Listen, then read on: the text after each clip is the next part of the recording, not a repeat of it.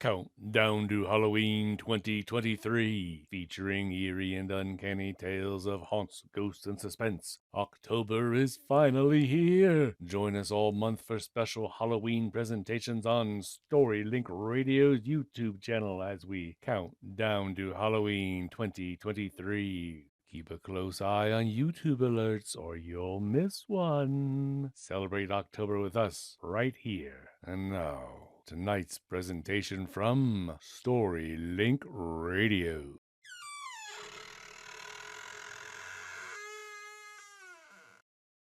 The Power of the Mind. Arian smiled at Robert, a grim-faced boy who shuffled toward his place in the back of the classroom. "Hi, Robert," she said kindly. Jill leaned over from across the aisle and whispered, "I don't understand why you're nice to that know-it-all creep." She watched him with obvious distaste as he slumped into a seat. Arian reached under her desk and took out her reading book. "Oh, he's not so bad. Showing off how smart he is his way of getting attention." She shrugged her shoulders. "I don't let it bother me. Besides, he doesn't have any friends. I feel kind of sorry for him." Jill was not convinced. "Well, I think he's a Class A weirdo. It runs in the family." "Oh, that's not a very nice thing to say," Arian replied sternly. Jill rolled her eyes. "Maybe it's not nice, but you know it's true." Arian had to admit that Robert was a little strange. Everyone in town knew that his great-grandfather, Jedediah Gray, had been committed to a mental institution, that he died there. Still, Arian believed that it was cruel of the kids to tease Robert about it, but he did have a knack for getting on everyone's nerves. Just as the bell rang, Mr. Cutter hustled into the room, balancing an armload of books and papers. "Good morning, class," he said, dropping the load onto his desk. He pushed his slipping glasses back into position. "How many of you know what a myth is?" Several of the kids, including Robert, raised their hands. "Okay, Mr. Cutter said. For the rest of you, myths are made up of stories about heroic people, legendary places, or supernatural creatures. Today we're going to read a story about a mythical creature called a basilisk, a beast that was half giant snake and half rooster." Laughter rippled through the class. Robert, however, didn't crack a smile. "Don't laugh," the teacher continued. "This horrible monster was said to have had a poison breath that could destroy anything it touched." He leaned forward and lowered his voice to a throaty snarl. "And one glance from its evil eyes could turn any living thing into clay." "Stone," a chilling voice in the back of the room announced with precision. Mr. Cutter looked up in irritation. "What?" Robert stared at the teacher, huffed impolitely, and repeated himself. "Stone. The gaze of the basilisk turned people to stone, not clay." Peering at the boy over the top of his glasses, Mr. Cutter grumbled. "Oh? You seem to be quite sure of your facts, Mr. Gray. Are you personally acquainted with a basilisk?" Most of the kids burst into laughter. Red-faced Robert stared hard at his hands, now clenched into tight fists at his lap. Later, during lunch, Ariane found Robert sitting alone just outside the cafe. "Are you still angry?" she asked softly, leaning against the red brick of the wall. "Mr. Cutter shouldn't have embarrassed you like that. I guess he was upset because you corrected him so rudely in class." "Well, it doesn't give him the right to make fun of me," Robert answered, "and to make everyone laugh at me." He added quietly, "No, it doesn't, Robert. But maybe if you tried a little harder to—" "Oh, no!" gurgled Joe Washington, one of their classmates. He and a couple other boys were nearby, heading into the cafeteria. "I just saw a basilisk! Ah!" To the delight of his friends, Joe held his arms at his sides, stiffened his body, pretended to turn to stone. "You're an idiot," Robert mumbled. "We all know what you are," Joe shot back angrily. He turned to his friends, crossed his eyes, and used one finger to make a small circling gesture near the side of his head. Snickering, the group of boys moved on. Ariane cast a glance at Robert. He was trembling with anger. "You're not very funny," she called out to Joe. "I think you're a—" But she stopped when a sudden movement near the top of the brick wall caught her eye and turned her attention upward. A decorative concrete eagle perched at the corner of the building was vibrating. As she watched, a crack in the base appeared and the stone bird shuddered and slowly toppled forward. "Look out!" Ariane screamed. Joe jerked back in surprise, and the statue crashed to bits on the sidewalk right in front of him. "Wow!" one of the boys murmured. "That was close." Turning quickly to Robert, Ariane was shocked to see that he was smiling. "You know what, Ariane?" Robert said slowly. "Maybe you're right. It was rude of me to correct Mr. Cutter in class. Be much more effective for him to learn by experience. Perhaps he should examine the basilisk for himself. He threw his jacket over his shoulder and sauntered off, whistling tunelessly. But it's just a myth, Arian said aloud to no one. It doesn't exist. Yeah, close, but myth, Arian. When Arian walked into class the following morning, it was plain that something was wrong. The principal, Mrs. Wareham, and Mrs. Gaudio, a substitute teacher, stood solemnly at the head of the class. When everyone was seated, Mrs. Wareham spoke. I'm afraid I have some very grim news, she said in a hushed tone. I'm deeply sorry to say that Mr. Cutter passed away last night. The students sat in stunned silence. Mrs. Gaudio has agreed to take over your class. All day, Mr. Cutter's sudden death was all everyone talked about. And then after school, when Ariane was leaving, she noticed a knot of children gathering around Carrie Lewis, the police chief's daughter. Out of curiosity, she joined them. It was just too weird, Carrie was saying. My dad told my mom they found Mr. Cutter curled up in a corner of his backyard, and he was only wearing pajamas. No robe, no slippers. Geez, Jill exclaimed. It must have been below freezing last night. Why would he go out like that? Who knows, Carrie said. Since a lot of furniture was turned over, my dad thinks it was some kind of struggle, and Mr. Cutter ran outside to get away. But that's not the strangest part. The girl lowered her voice to a whisper, and the other children leaned in closer. There was something wrong with Mr. Cutter's skin. It was all really dry and hard. And you know what else? Everyone held their breath while they were waiting for the final detail. My dad said he'd never seen a more scared expression on a dead man's face in his whole life. And he said he'd never forget it as long as he lived. As the other kids chattered excitedly, Ariane let Carrie's words sink in. There was something wrong with his skin, like dry and hard. Like stone? Ariane wondered. Suddenly a terrible thought came to her mind.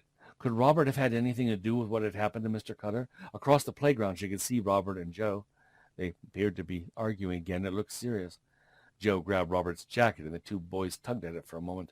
Finally, Robert wrenched the coat free, whirled around, and ran.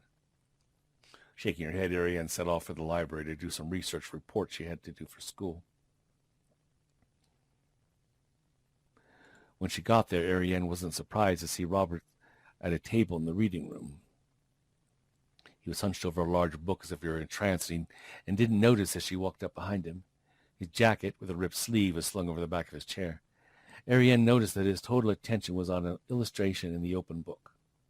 She slipped closer and peered over his shoulder. It was a frightful drawing of a scaly winged dragon. Its lips were curled back over long ghastly fangs, and tongues of flame poured from its flaring nostrils. Robert's hand rested on a second book, a small, leather-bound volume on the table beside him, and he seemed to be muttering something over and over under his breath. Ariane felt a chill of fear snake up her spine. Without a word, she edged away and left the library. Did you hear what happened? Jill cornered Ariane as she arrived at class the next morning. It's just so gross. The police discovered a body a couple hours ago. It was fried to a crisp and stuffed up at the big old water tower out by the refinery. Carrie says it took them over an hour to get the body down. They still don't know who it is. Ariane focused for a moment on the empty desk where Joe Washington usually sat, and then she shifted her gaze to Robert. She watched as he calmly ran his fingers along a freshly mended tear on the sleeve of his jacket. Mrs. Gaudio began the morning lesson, but Ariane couldn't concentrate. Over and over she said to herself that it wasn't possible. She was being ridiculous. How could Robert have anything to do with these terrible events? But her thoughts kept returning to the horrible dragon she had seen him studying so carefully. After school, Ariane attended the meeting of her science club. This afternoon they were discussing science projects to enter in the youth display at the state fair, but she barely paid attention. What do you think, Ariane? She heard as if the voice were coming from a great distance. What? Jill had slipped into the seat next to her. I said, what do you think about doing a model of a volcano? Are you all right? You haven't heard a word I've been saying. Ariane stood and looked at and gathered up her books. Oh, I'm fine. There's just something I have to do. I'll see you tomorrow, Jill. With that, she briskly took off. 15 minutes later, Ariane was standing on the sidewalk in front of the 3-story town library. The old building appeared ominous in the fading light of an early midwinter evening. Still trying to make up her mind, she surveyed the intricate designs on the massive front door. The library had been built in the early 30s, and it was adorned with an array of gaudy decorations and carvings that were popular at the time, much like on the top of the building where, well, that's a different story, isn't it? At the side of the building, a sweeping outdoor stair led to a third-floor patio where evil-looking gargoyles guarded each corner of the building. See, it is like Dana's building. Setting her jaw firmly, she strode up the steps. As she had expected, she found Robert at a table in the otherwise deserted reading room. The same mythology volume and a small leather-bound book were in front of him. "Why?" she said firmly, more as a demand than as a question. Without the slightest trace of surprise, Robert looked into her eyes. He knew exactly what she meant. "They deserved it," he responded bitterly. Ariane felt her jaw drop. She had hoped that she was wrong about Robert, but now she knew her suspicions were true. A jumble of thoughts and fears reeled through her mind, but all she could say was, "How?" "Hate is a very powerful thing," Robert said simply. "My great-grandfather knew that. He realized that if it could be channeled properly, it could be used as a weapon. It's all here in his diary." The boy tapped the cover of the small book. "He didn't have the powers of concentration to make it work. But I do," he snapped with sudden fury, "and whatever I imagine becomes real for as long as I can concentrate." He spoke with such force that Ariane flinched. "You've got to stop this, Robert," she pleaded, but he only laughed. "If you don't, then I'll find a way to stop you." "What can you do?" he grinned, stepping closer. Ariane began to back away. I'll go to the police." "Don't be stupid, Ariane. They won't believe you." He softened his voice and reached out his hand. "Ariane, you are the only person who's ever been nice to me. I don't want to have to hurt you." Twisting away, Ariane marched to the library doors and down the front steps. Outside it was already quite dark, and the shops and businesses were closed for the night. The empty sidewalk was dotted with pools of light from the glowing street lamps. She paused for a moment, then turned in the direction of the police station. High above, at the corner of the library rooftop, a grotesque stone gargoyle trembled slightly. Its eyes sparked to life, glowing like embers, and then it stretched its enormous bat-like wings and leaped into the air. Ariane walked faster. She became aware of a soft whirring noise above. At her feet she saw dried, dead leaves skitter along the sidewalk as if pushed by a breeze. The air began to press in on her, and a voice deep inside screamed a warning. Without looking up, she began to run. Only a few yards overhead, a gargoyle let out a piercing screech and spread its glistening talons for the attack. Ariane felt something smash into her from behind, and she went sprawling on the ground. She twisted her head just in time to see the creature beating its inky black leathery wings against the cold night air, just like Talus, only those are purple. As it turned, she saw the horrible red gash of a mouth opening to expose its stabbing fangs. "No, no, stay away from me!" she screamed. Springing to her feet, she dashed away towards the town square and dove under the cover of a small white gazebo meant for picnickers. Her breath came in short, shallow gasps as she huddled in the tiny structure, but it was no use. The demonic creature plummeted with full force on the fragile roof, and splinters of wood shot in every direction.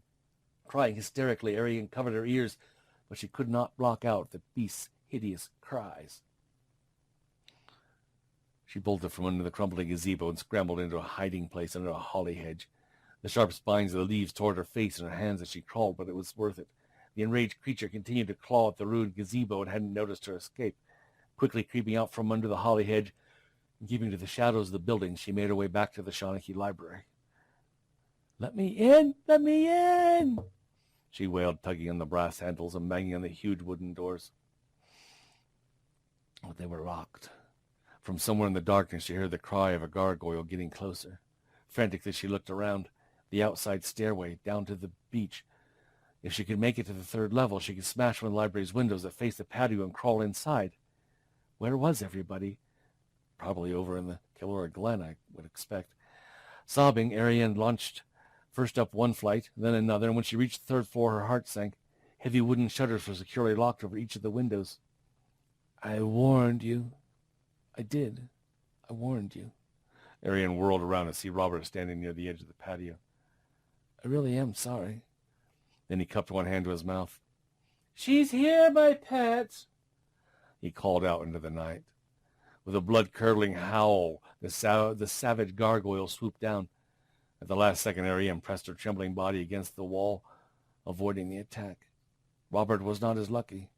The edge of the beast's wing hit Robert in the shoulder. Crying out, he toppled over the low safety rail and plunged to the ground below with a grisly thud.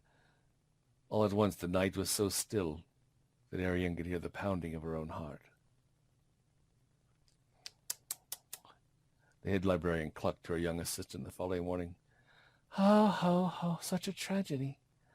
But I told everyone we need to put a gate in that stairway and lock it up at night. The poor boy must have slipped.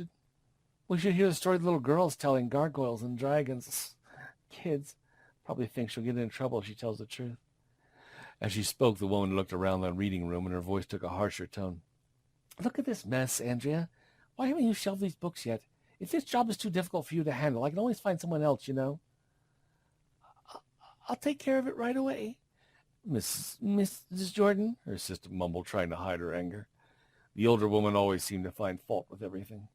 Picking up a mythology book from the reading room table, Andrea read the number on the spine and slid it into its proper place. Well, see that you do, Mrs. Jordan ordered and walked away. Next, Andrea picked up a small, leather-bound volume from the table. Someday I'll find a way to teach that old battle axe a lesson, Andrea murmured. Absent-mindedly, Andrea flipped open the little book and began to read. You've just heard tonight's story from Storylink Radio's Countdown to Halloween 2023. Remember to come back for our next tale. Many more stories of all genres available to listen to and read along with now on our website at www.storylinkradio.com.